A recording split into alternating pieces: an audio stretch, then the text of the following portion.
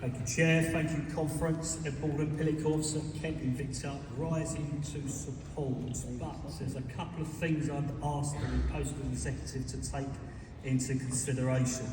Comrades, as you know, that the 2011 Postal Service Act initiated the sell-off of Royal Mail, selling the final 10% 3 years later. But in doing so, it gave an undertaking to protect the USO. Any watering down of it wasn't in conversation then, and it shouldn't be in conversation now. And of course, the ideology around the sell-off was to give access to private capital investment in order to make this company more of a competitive edge. But it hasn't.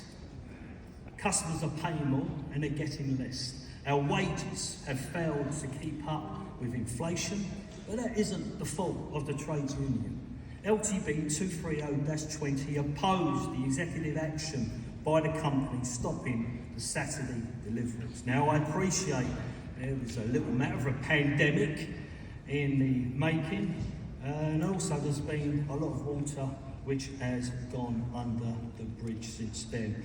But we wasn't the only industry of organised labour that the capital classes come from when we come out of the pandemic.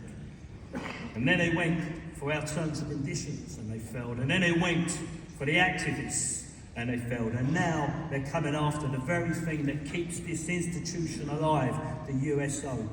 Now, Brother Martin spoke very eloquently yesterday about the USO when he was about the events, about the lead up, before and after industrial action. He also mentioned that the USO is responsible for only 16% of the revenue for this country. Now, if I've got those figures wrong, I stand corrected, gladly, may I add. However, regardless of those figures, the key thing about the Postal Service Act of 2011 is just that. It's an act introduced to Parliament for the privatisation of a public service. Now, my issue with this motion is that it doesn't go far enough. We saw motion 48, which has been withdrawn, and my issue with that was the wording: sustain the USO for long-term and ensure financially viable Royal Mail. Sustain means to support, to keep it going, something that goes on for a long time. Now, the question is, has this trade union agreed or resigned to the fact of a 5-day letter service? Because that's what motion 48 implies, and this motion gives me no reason to think anything differently.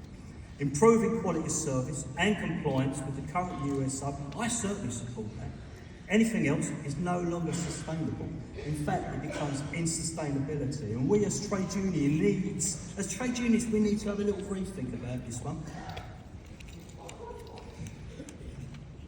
But reducing your fundamental foundation of your organisation isn't going to support that. The USO just isn't about aligning with the needs of the consumer, labour, capital and corporation. There's a greater stakeholder, and that motion has failed to actually mention it, and that is our communities. The USO is a vital part of our infrastructure in this one green and pleasant land of ours. And if we as trade unions are serious about the values of community wealth building, then the renationalisation of Royal Mail has to be included in this motion as well. If we as trade unions want to sustain the USO, our terms and conditions and our job security, renationalisation has to be at the forefront of this motion, lobbying the MPs regardless of their colours. Privatisation of public service never or will ever work.